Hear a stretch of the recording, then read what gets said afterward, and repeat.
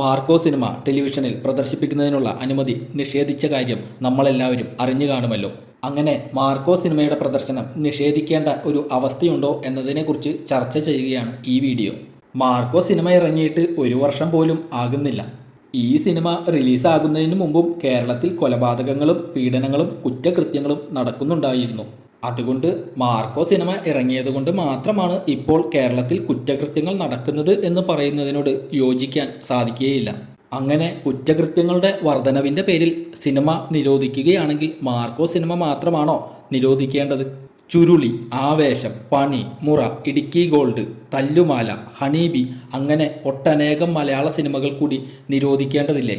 ലോകത്ത് ഒരിടത്തും ഇറങ്ങാത്ത തരത്തിലുള്ള തെറിപ്പാട്ട് പറഞ്ഞ സിനിമയാണ് ചുരുളി. ആ സിനിമ ഇറങ്ങിയ നാടാണ് നമ്മുടെ കൊച്ചു കേരളം. ആ സിനിമ ഇവിടെ കുട്ടികളെ എത്രത്തോളം സ്വാധീനിച്ചിട്ടുണ്ട് എന്ന് പറയേണ്ടതില്ലല്ലോ. വളരെ നല്ല സന്ദേശമൊന്നുമായിരുന്നില്ല ആ സിനിമ സമൂഹത്തിന് കൈമാറിയത്.